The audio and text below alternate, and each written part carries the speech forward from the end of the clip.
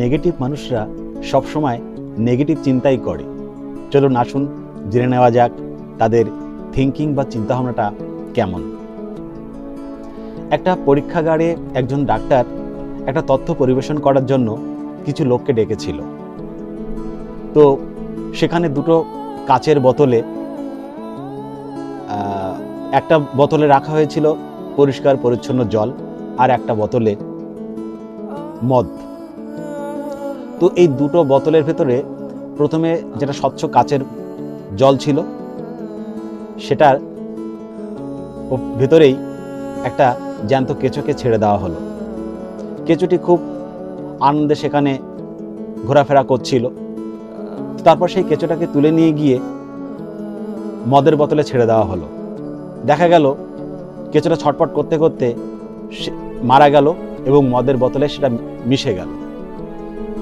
তো উৎসুক দর্শকদের ভিতর থেকে একজন হঠাৎ করে বলে উঠল, দেখেছেন তো, মদ খেলে পেটে কেঁচো হবে না।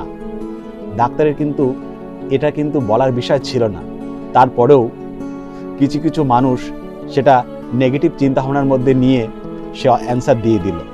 ডাক্তার এখানে প্রমাণ করতে চেয়েছিল এটাই, যে একটা জ্যান্ত প্রাণী সেও মদ খেলে কিভাবে ক্ষতিগ্রস্তর মধ্যে পড়ে যায়। তো সেই জায়গাটা দেখে একটা লোক এইভাবেই তার রিয়াকশান দিল। তো বন্ধুরা, সমাজে অনেক নেগেটিভ মানুষ আছে, তাদের চিন্তাভাবনাটাও কিন্তু নেগেটিভ থাকবে। সুতরাং সব সময়ের জন্য ভালো দিকগুলো নেওয়ার চেষ্টা করতে হবে, তবেই তো এগিয়ে যাওয়া যাবে। ধন্যবাদ সবাইকে, ভালো থাকবেন।